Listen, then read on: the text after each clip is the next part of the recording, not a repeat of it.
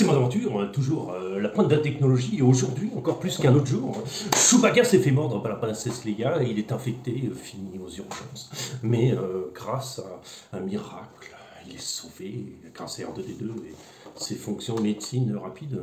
Donc sur ce, je réponds à quelqu'un qui est très actif sur Facebook, donc Tititas, donc je ne connais pas ton nom sur YouTube, je ne sais pas si c'était une chaîne.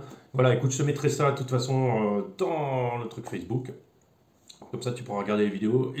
Tu me demandes, en fait, est-ce que mettre les amortisseurs en drop, je ne sais pas comment on dit, drops en anglais, est-ce que on peut gagner en dévers? Alors, j'ai cherché déjà ce que ça veut dire, parce que pour moi, ce vocabulaire n'était pas aussi simple pour moi à comprendre. Donc, si j'ai bien compris, alors tu me diras dans les commentaires, tu me diras si c'est bien ça, c'est de mettre les amortisseurs couchés, davantage couchés, voilà, comme là. Comme là, vous voyez, enfin, je vais arranger le truc pour que vous voyez un peu mieux, voilà. Vous voyez plus du coup, pas besoin de moi. Donc, alors, qu'est-ce qu'on gagne comme ça? En fait, qu'est-ce que ça va avancer de faire ça? Ça va augmenter ton flex. D'accord? Ça veut dire que ça va flexer plus facilement. Il y a une contrepartie à ça. Attention à ça. C'est que c'est bien de faire ça quand tu as des amortisseurs, quand tu as des ressorts un peu durs. Tu les couches, ça va les ramollir. En fait, ça va les rendre plus sensibles, en fait, quelque part. Parce que ton amortisseur va travailler différemment. Et en fait, du coup, ça va permettre de rattraper ton ressort qui est un poil dur. Donc c'est une solution qui est pas mal. Ce qu'il y a, c'est qu'il va falloir aussi augmenter l'épaisseur de l'huile. Parce que plus tu vas coucher ton amortisseur, plus l'huile va paraître fluide. Parce que plus il va coulisser facilement. D'accord? Donc ça aussi. Ce qu'il faut faire attention aussi, c'est où tu le fixes. Parce que j'en vois beaucoup qui le fixent sur le châssis. Alors là, je ne sais pas si on voit bien. Directement sur le châssis. Alors c'est pas forcément une bonne chose, parce que directement sur le châssis, on redescend beaucoup le pont. Alors là, je suis à l'arrière, hein, mais on redescend beaucoup le pont. Et du coup, on ne gagne rien en dévers si on remonte le châssis, ça c'est clair. Donc il va falloir faire des supports adaptés ou décaler tes supports normaux pour pouvoir faire une patte sur laquelle tu vas venir visser ton amortisseur qui va permettre de le décaler. Voilà.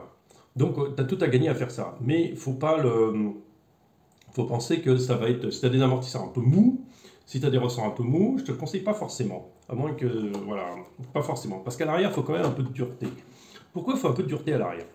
Parce que quand on monte, tout le poids du véhicule va tomber là-dessus. D'accord? Et en fait, si vos ressorts sont trop mous, vous allez vous écraser de l'arrière. Vous écraser de l'arrière, ça veut dire quoi? Ça veut dire lever l'avant. Et ça, c'est mauvais. Et ça, c'est mauvais. Ça s'écrase de l'arrière, ça l'aide de l'avant. Et si votre châssis ne plonge pas légèrement en avant, je ne demande pas comme ça, hein, mais légèrement en avant, c'est-à-dire que vous ayez le châssis qui est un peu, les amortisseurs un poil plus haut à l'arrière qu'à l'avant, ça va vous permettre de garder votre châssis bien en avant. C'est-à-dire quand vous montrez, vous serez planté en avant, donc vos roues à l'avant vont partir chercher l'accroche pour tirer après le reste du véhicule. Mais par contre, si de ce réglage vous arrivez à ça, c'est pas bon du tout. Et vous risquez d'arriver à ça parce que devant, si vous ne les couchez pas non plus, vous allez avoir un décalage entre l'avant et l'arrière. Si vous êtes là, comme ça, comme un dragster, non, un dragster c'est plutôt comme ça, comme je sais pas quoi, qu'est-ce qui se passe? En fait, c'est très mauvais. Si vous avez le châssis qui est comme ça, c'est très mauvais. Parce que quand vous allez monter, en fait, le châssis, au lieu d'aller vers le bas et d'avancer comme ça, en fait, il va se relever tout de suite. Il va se relever tout de suite. Comment on repère ça? C'est assez facile de le repérer. Il faut pouvoir le juger. C'est que si l'avant du véhicule, quand on passe à un obstacle, a tendance à lever la patte systématiquement, ça veut dire plusieurs choses. Ça veut dire soit il y a trop de poids en arrière, donc ça c'est une chose, mais ça veut dire que les amortisseurs sont trop mous à l'arrière aussi. Pourquoi? Parce que l'arrière s'affale, le châssis remonte, du coup là-haut ça batifole à fond. Voilà, donc ça c'est pas bon du tout. Donc ce qu'il faut c'est un peu de fermeté à l'arrière, surtout de l'huile, surtout si vous avez une carreau qui est bien pleine à l'arrière, avec plein de trucs dessus, il va falloir vraiment durcir l'huile et durcir les ressorts pour que vous gagnez votre stabilité.